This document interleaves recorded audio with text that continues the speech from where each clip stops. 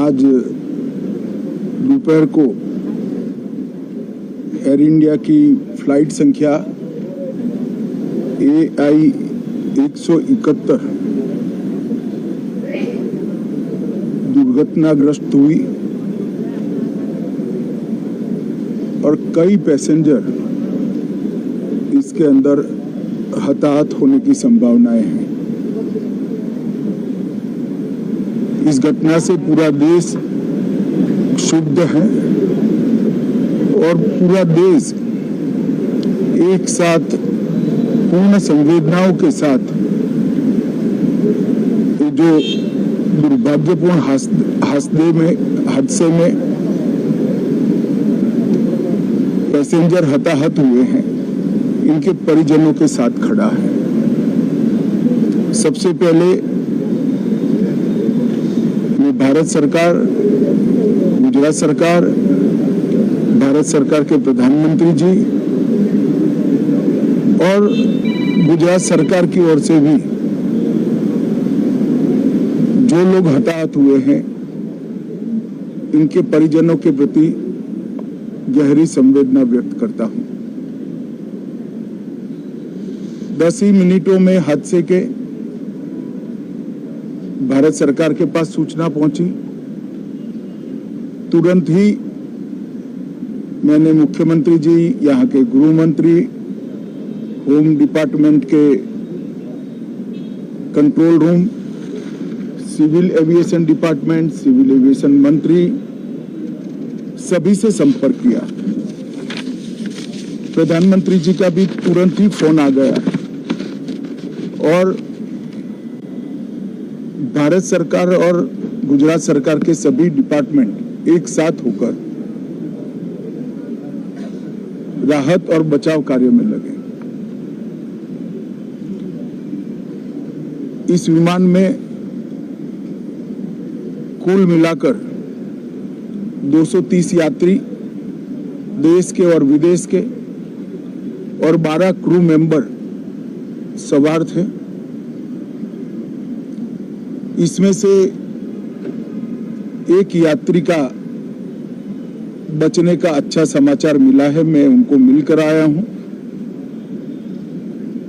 मृत्यु का आंकड़ा तो DNA परीक्षण और यात्रियों की पहचान के बाद ही अथॉरिटी अधिकृत रूप से घोषित करेगी, मगर जो यात्री बचा है उसको मैं मिलकर आया हूं। घटना के तुरंत बाद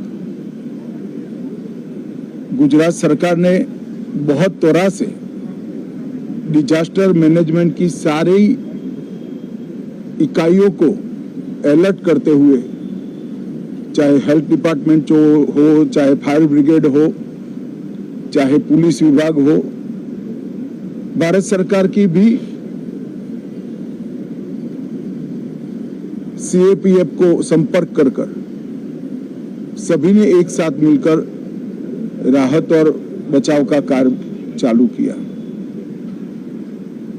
मगर 1.25 लाख लीटर ईंधन विमान के अंदर ही था और लगभग गर्मी, तापमान इतना ऊंचा हो गया कि किसी को बचाने की मौका ही नहीं मिला। अब मैं घटना स्थान पर भी जाकर आया हूं।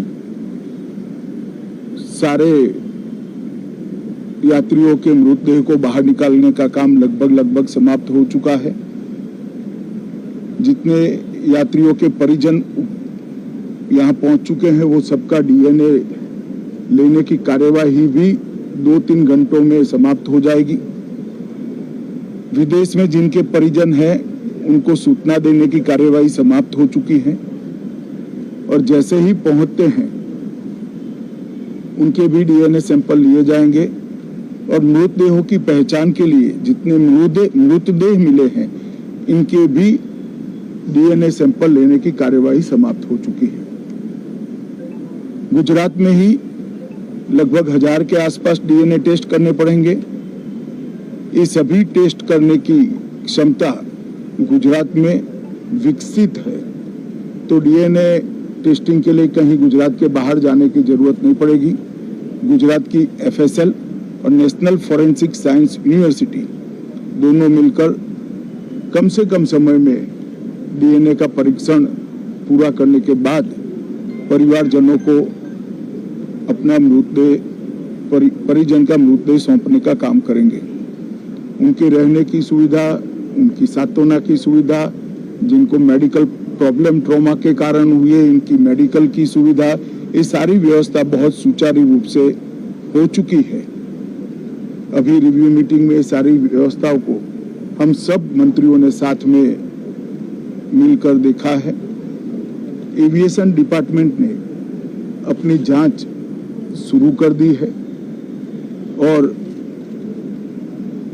जांच तेजी से आगे बढ़े इसके लिए भी एविएशन मंत्री जी ने सूचनाएं दी है।